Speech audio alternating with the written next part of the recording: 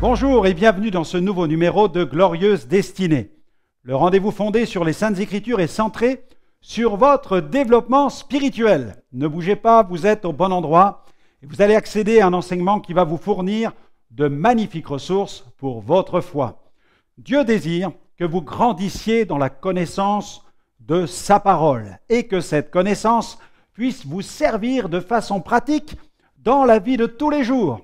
Aujourd'hui, je vais vous parler de ce mal qui ronge des millions de personnes ici-bas. Il s'agit de la dépression. J'ai intitulé mon sujet « Traitement de choc contre la dépression ». Mais ne perdons pas un seul instant, remettons ces moments entre les mains de Dieu. Seigneur, nous te remercions pour ce temps mis à part, en ta présence, devant ta parole.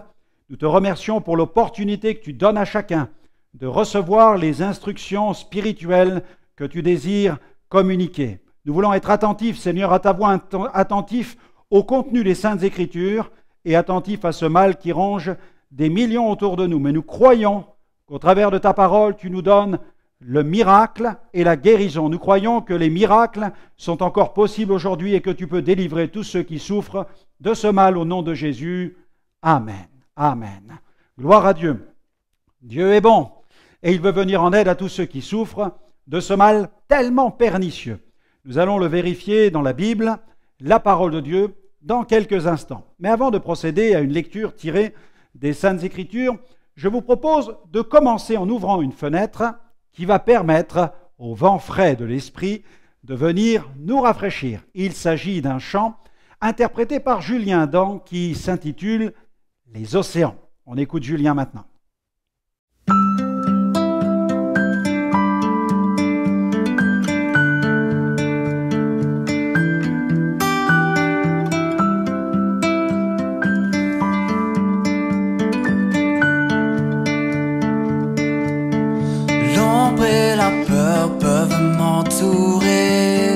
Les éléments se déchaîner, le Dieu de victoire se bat pour moi, pour me délivrer.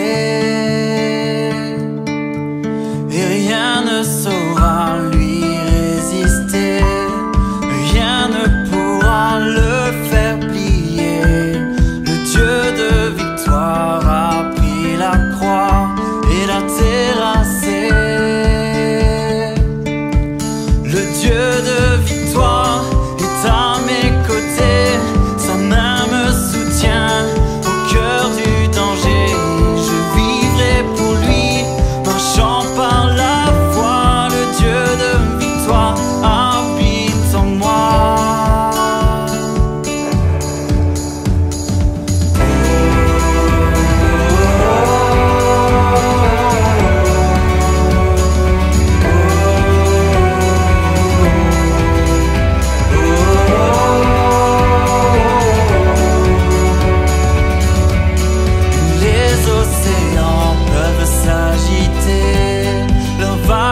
Sur ma vie se briser, le Dieu de victoire élève sa voix pour tout apaiser.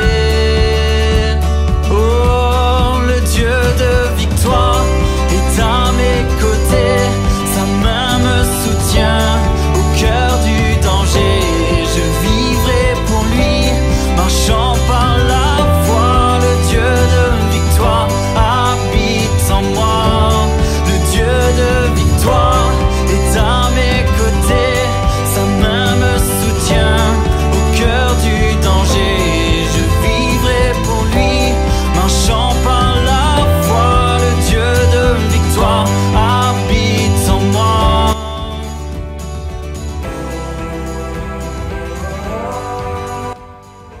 Merci à Julien pour ce chant magnifique qui vous a déjà procuré un profond réconfort. J'en suis sûr. Oui, comme Julien, nous voulons proclamer que le Dieu de victoire habite en nous.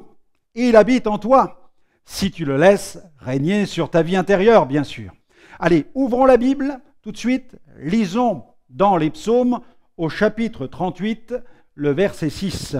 Psaume 38, verset 6, où il est écrit « Je suis courbé, abattu au dernier point. Tout le jour, je marche dans la tristesse, la dépression. Oui, la dépression. Un mal réel, dévastateur au sein de nos sociétés modernes. Regardez, nous allons voir ensemble quelques statistiques. Par exemple, celle-ci, 6 à 12% des hommes et 12 à 20% des femmes connaîtront une dépression plus ou moins grave une fois dans leur vie. 2% des enfants peuvent connaître une dépression, vous imaginez? Les Français tiennent le record en matière de consommation de psychotropes. Ils en consomment chaque année 5 fois plus que les Américains et 3 fois plus que les Allemands. Donc un mal réel. Quand je pense à tous ceux qui m'ont expliqué comment la dépression est entrée dans leur vie, je réalise que chaque cas est vraiment particulier. Et puis, faut-il aussi préciser que nous ne sommes pas tous égaux face à la maladie, face à la dépression, certaines personnes étant génétiquement prédisposées, d'autres ne disposant pas de résistance psychique suffisante pour faire face aux multiples pressions de la vie, des épreuves, des difficultés, des traumatismes. Alors, des causes multiples. Il faut considérer ici certaines de ces causes maintenant. Je vais vous en faire la liste. Il peut s'agir, à l'origine d'une dépression, de causes multiples, donc il peut s'agir d'une profonde déception. Oui, une profonde déception. De nombreuses frustrations. Un sentiment de culpabilité qui persiste. Un épuisement physique et mental. Le deuil, donc un décès. L'incertitude. Une longue attente. Il y a encore l'isolement, la solitude, le rejet, l'abandon. Il y a aussi dans les causes une profonde blessure qui engendre une souffrance morale, le surmenage, un environnement tendu, les effets d'une longue maladie, un problème de thyroïde, un mal de vivre, un sentiment d'impuissance face à certaines pulsions. Dans certains cas, il y a aussi le baby blues dans la période qui suit un accouchement, l'insatisfaction, des mauvais choix, des fautes, des erreurs, la poursuite aussi d'un idéal inaccessible, l'ennui, et puis parfois la dépression vient sans aucune raison apparente. Il semble difficile même dans certains cas d'en identifier les causes. Donc la dépression va bien au-delà de la simple angoisse. Pour se défendre, celui qui souffre de dépression va souvent s'enfermer dans le mutisme. Il va chercher même à se couper de la vie sociale. Pourquoi? Eh bien parce qu'il est dépassé, il est noyé, il est submergé. Il préfère alors se retirer, se replier sur lui-même. Nous allons voir les symptômes maintenant d'une dépression. Voici quelques symptômes que nous pouvons rencontrer chez une personne qui souffre de dépression. Alors, bien sûr, ne voyez pas derrière chaque symptôme immédiatement une dépression, mais c'est souvent la combinaison de plusieurs symptômes qui vont permettre à un médecin de faire le point et de diagnostiquer une dépression. Dans les symptômes, on trouve une baisse du tonus psychique, de l'insomnie ou de l'hypersomnie, une perte de motivation, une perte du goût de vivre, de l'envie de vivre, un refus de voir les autres, l'isolement, des troubles de l'humeur, l'irritabilité ou la tristesse, une gorge serrée, des douleurs à l'estomac, une baisse de la libido, des pensées de suicide, des troubles de l'appétit, perte d'appétit ou refus de se nourrir. Mais il y a bien entendu la possibilité de mettre en route un processus de guérison. Voilà, parce que vous êtes dans une émission où l'on croit au miracle, on croit à la guérison. La dépression n'est pas une fatalité. Je veux encourager tous ceux qui m'écoutent, car il arrive qu'elle s'arrête sans que l'on sache même pourquoi. On ne sait pas toujours d'où elle vient, on ne sait pas pourquoi elle s'arrête, mais quand elle persiste, il y a un processus de guérison qui est possible. Mais si vous souffrez de dépression, sachez aussi que vous pouvez emprunter un chemin de restauration. Il faut en tout cas positiver. Avec Jésus, il y a de l'espérance. Confessez déjà là où vous êtes. Ma guérison est en chemin. Ma guérison est en route. Quelqu'un qui souffre, qui erre dans ses tourments, qui pleure, a besoin d'être aimé. Il a besoin d'être accueilli. Alors, approchez-vous de Dieu et Dieu s'approchera de vous. Pourquoi? Parce que Dieu accueille tous les êtres humains et il accueille le dépressif. Écoutez cette invitation de la parole de Dieu dans Jacques chapitre 4 verset 8. Il est écrit « Approchez-vous de Dieu et il s'approchera de vous. » Amen. Trouvez refuge dans le livre des psaumes. En effet, le livre des psaumes est le meilleur endroit dans la Bible pour trouver des réponses à la question de la dépression. On y trouve les tristesses et les joies d'une âme. C'est un livre, je l'appelle souvent le livre thérapeutique. Quand nous lisons les prières, les louanges du psalmiste, nous découvrons de nombreux états d'âme.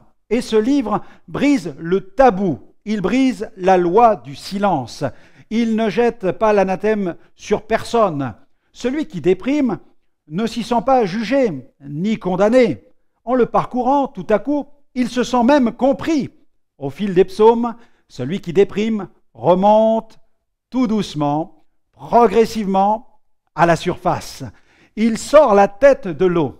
Il peut apercevoir et saisir une main tendue, laquelle? La main de Dieu.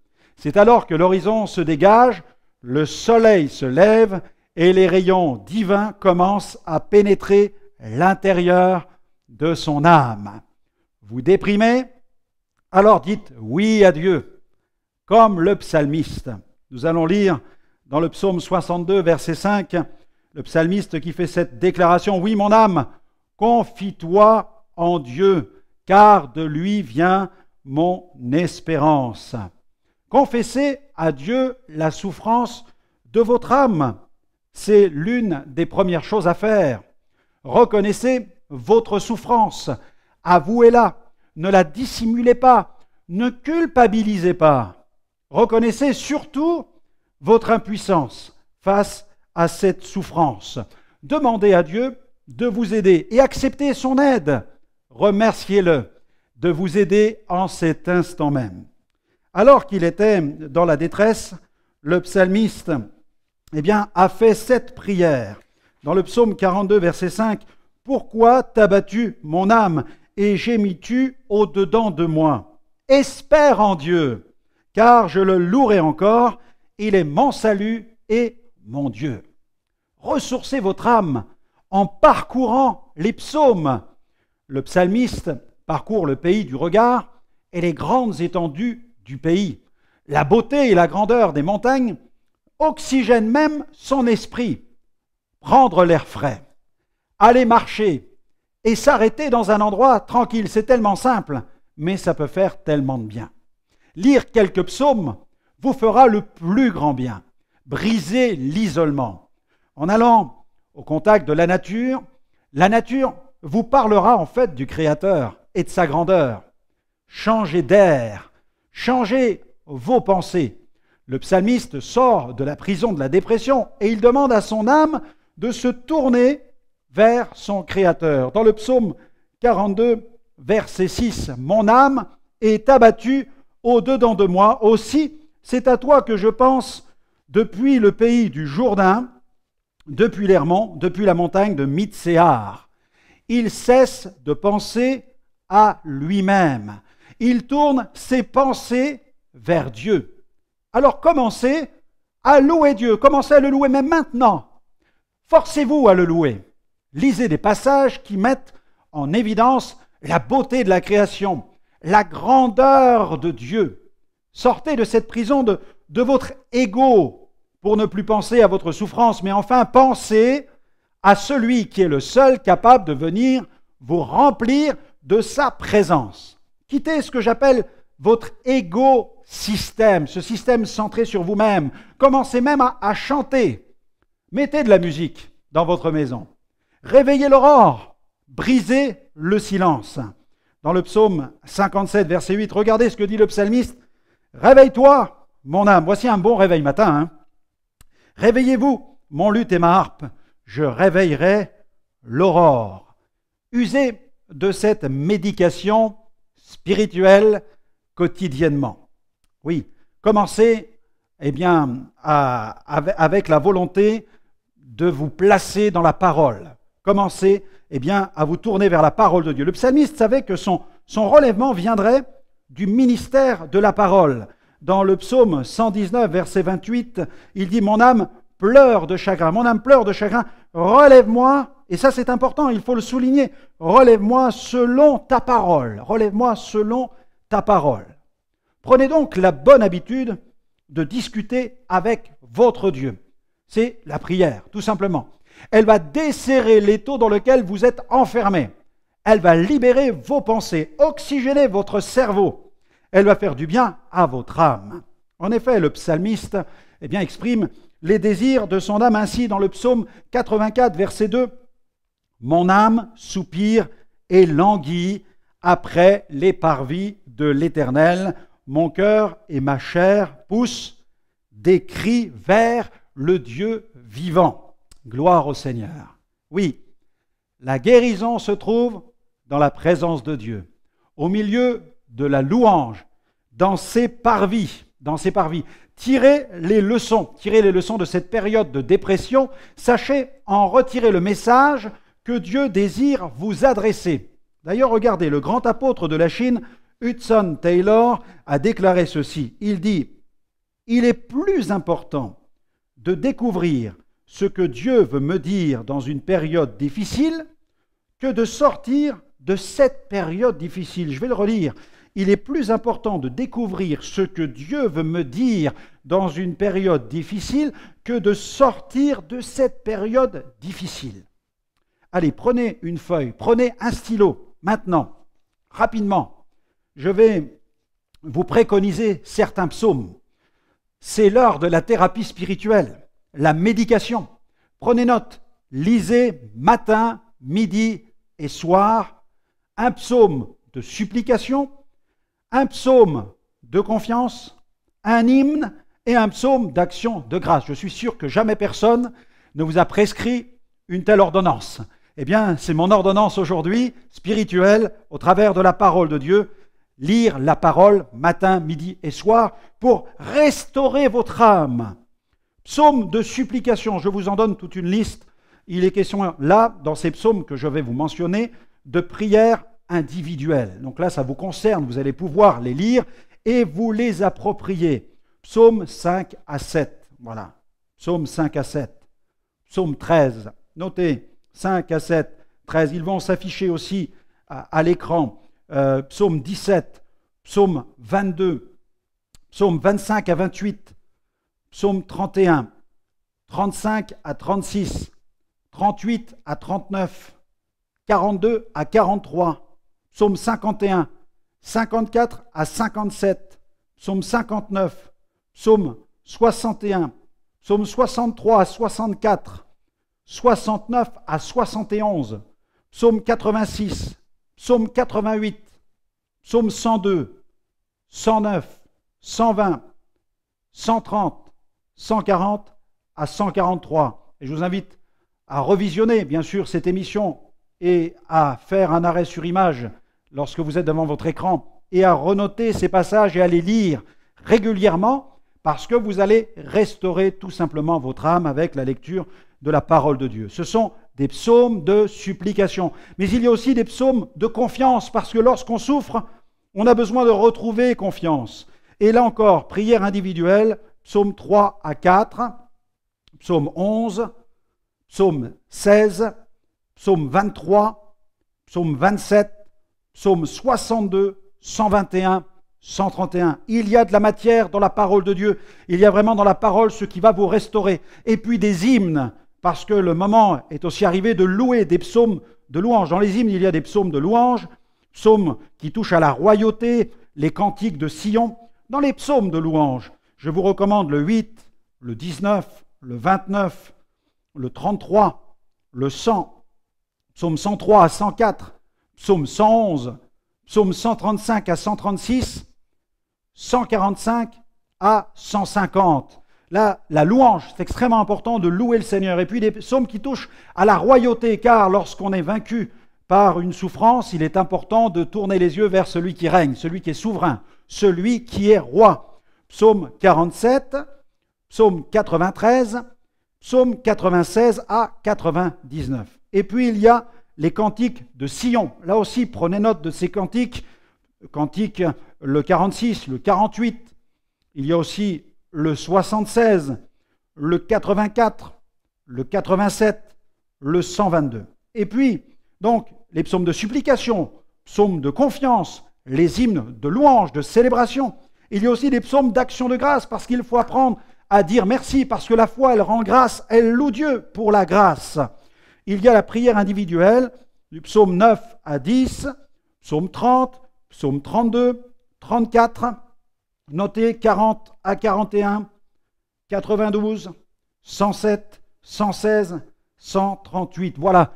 En fait, lisez les psaumes, parcourez les livres, le livre des psaumes. J'ai essayé de les classer par catégorie pour vous faciliter le travail et finalement maximiser ce traitement spirituel. Mettez en pratique cette thérapie des psaumes, même si au début, vous ne ressentez pas de changement. Votre guérison ne peut dépendre de vos émotions. Attention, elle doit venir de la parole et de votre communion intime avec Dieu. Voyons un autre point qui touche aussi un domaine bien particulier de la dépression. Il s'agit du burn-out. Êtes-vous victime d'un burn-out? Le burn-out, un syndrome ou phénomène appelé de karoshi, c'est-à-dire de mort par la fatigue au travail. Vous imaginez cela? C'est un syndrome d'épuisement professionnel qui est consécutif à l'exposition à un stress permanent et prolongé. Pouvons-nous imaginer cela? Oui, il s'agit d'une cassure carrément due au stress qui va plonger une personne dans une immense dépression. Les professions où nous rencontrons le burn-out sont les suivantes, surtout celles qui réclament un gros effort sur le plan mental, sur le plan émotionnel, sur le plan affectif, ou alors des professions où les responsabilités sont extrêmement importantes et dont beaucoup de personnes dépendent, ou encore des professions où les objectifs à atteindre sont très difficiles, voire même hors de portée. Encore, les professions où les moyens mis à disposition pour réaliser les objectifs ne sont pas suffisants. D'autres professions où les rôles ne sont pas clairement définis. Ça crée de l'angoisse, ça crée du stress, tout cela. Alors, les différents symptômes du burn-out, bien sûr, sont les suivants. Des douleurs généralisées. Des douleurs généralisées.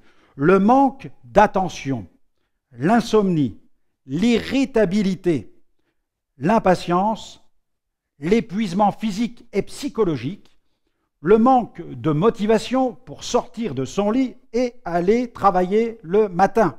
C'est en 1969 qu'un dénommé Bradley, donc est le premier, a envisagé un stress particulier lié au travail qu'il va nommer burn-out. Ce terme sera ensuite repris en 1974 par un psychanalyste américain nommé Herbert Freudenberger, qui lui parle du burn-out syndrome dans son livre Burnout, The High Cost of High Achievement, pour désigner l'état d'épuisement dans lequel se trouve le personnel soignant, très investi professionnellement et émotionnellement avec des patients toxicomanes. C'est à ce moment-là qu'on identifie ce genre de problème de burn-out. Et Freudenberger définit le burn-out comme une perte de motivation d'une personne pour son travail, surtout quand les efforts fournis n'ont pas donné les fruits escomptés. La dépression professionnelle ou burn-out doit être vraiment traitée. Si tel est votre cas, n'attendez plus une seule seconde. Contactez bien sûr des professionnels de la santé, mais aussi mettez en pratique immédiatement cette thérapie spirituelle par le moyen des psaumes. J'espère que cette nouvelle émission vous aura encouragé à faire confiance au Dieu Tout-Puissant. D'ailleurs, je veux prier maintenant pour vous qui m'écoutez, afin que le Seigneur puisse vous toucher, vous visiter, parce que non seulement sa parole a le pouvoir de nous guérir, Dieu envoie sa parole et nous guérit, mais je crois à la prière de la foi. Alors, passons quelques instants dans la prière. Vous qui m'écoutez devant l'écran de votre ordinateur ou devant votre poste de télévision, eh bien, je veux prier au nom de Jésus pour vous. Seigneur, étends ta main sur la vie de tous ceux qui m'écoutent maintenant, quel que soit leur niveau de stress, d'angoisse, de dépression, voire même de burn-out. Seigneur, je crois que tu es tout-puissant et que tu as dit à ceux qui venaient à toi, ne crains point, n'aie pas peur. Tu as même dit, n'aie pas de phobie, littéralement. Et je prie, Seigneur, maintenant, pour tous ceux qui passent par cet enfer de la dépression, de la déprime, de la sinistrose, Seigneur, je prie maintenant afin qu'en ton nom, tu puisses venir les visiter. Seigneur, au moyen de ta parole, mais aussi par ton esprit, car tu es capable de chasser la fièvre, tu es capable de guérir des maladies physiques, à plus forte raison, tu peux guérir l'intérieur.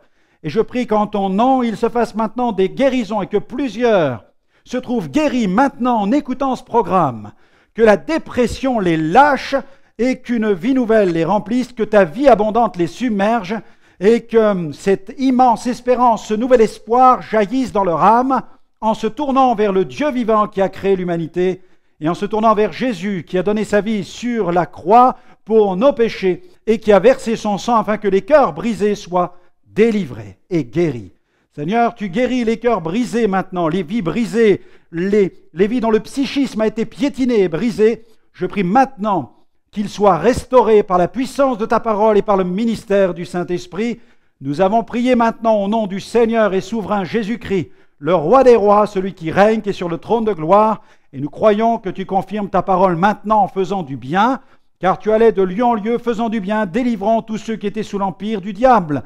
Et à plus forte raison, maintenant que tu es ressuscité, et que tu règnes, que tu es sur le trône des trônes, par le moyen des médias, eh bien tu parcours le monde et tu guéris des multitudes. Merci de confirmer ta parole maintenant et de glorifier Jésus le Sauveur et le Seigneur. Amen, amen, amen. J'espère que vous avez saisi par la foi votre miracle maintenant. Si vous désirez aussi accéder à d'autres ressources spirituelles, je vous engage, eh bien, je vous invite à nous retrouver sur notre site internet www.gospelvision-international.com. J'ai ces certitudes que Dieu pourra vous renouveler et vous fortifier au moyen de nos émissions centrées sur la Bible, centrées sur la parole de Dieu. Que Dieu vous bénisse et à bientôt.